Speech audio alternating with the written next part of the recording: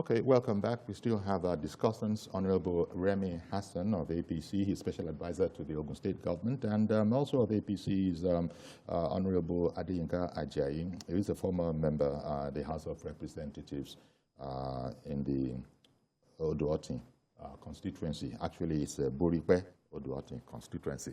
And just before we went on that break, Alex had called in, I believe it was from Orile, and he had, sort of worked out, at least it's his position, that what happened in Lagos, for example, we're talking about, matters arising from the 2023 election. What happened in Lagos, according to Alex, who had called in, was that it's really an internal matter. And he didn't finish, unfortunately, before we didn't have that connection anymore.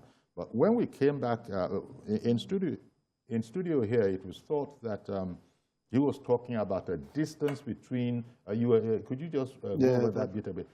Trying to bridge the gap between the governed and the government so that the feedback can come in without anyone adding or deleting. So that you know exactly what the lie of the ground is politically. In Ogun State, for example, because we learn a lot of things from Lagos, and it's not going to be a bad idea if they also learn one or two things from us. There is an office of a governor liaison officer that covers each local government. They also have people who are ward liaison officers. They report directly to the governor. They go beyond the local government chairman, beyond the cabinet members, beyond the secretary to government, beyond even the deputy governor, and report directly to the government these things that are happening within their various local government, so that a stitch in time will truly save nine. Do you, I saw that you were nodding to most of that. Does that mean you're on the same page? Oh, yeah, absolutely. Because I remember in the not too distant past, we in Oshun had government liaison officers, at local government level, who report. Which is not the same thing as a special advisor. No, it's not. It's okay. It's these are like just like Honorable Remi Hassan has mentioned. They're like informants, as it were. Just so that the governor is has a better view of the lie of the ground. Never mind what the newspapers are saying. Never mind what people are feeding him. These are people that are supposed to be giving the head, the governor in this case. Yes. What it does is it gives the governor raw information, unprocessed. If the information about health situation comes through the Commissioner of Health, it will be processed. If there's an environmental issue comes through, it will be processed. Exactly. These people are supposed to give raw. And do you think that was missing in Lagos for a while? Because people, assumed that Lagos being what it is, many Lagosians would have been surprised. If it's missing, it then means that it has to be put in place.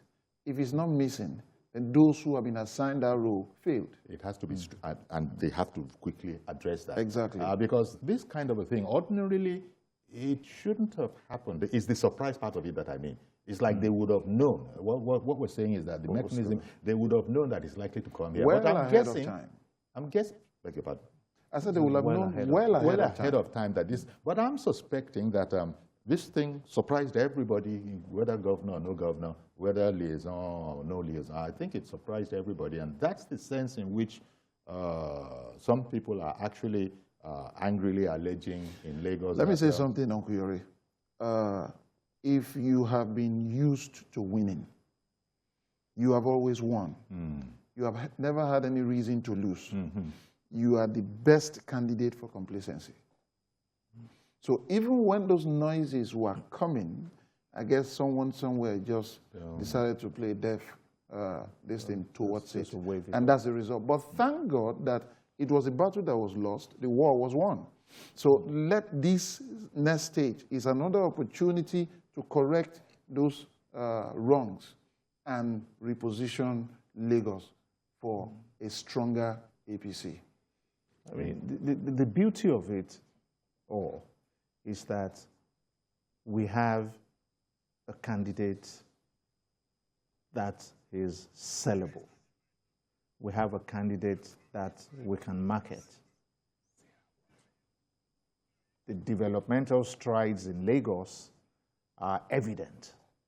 But if you have a disconnect between what you're doing and the people whose behalf, or on their behalf, you are working, there is obviously going to be a gap in the middle that propaganda can fill.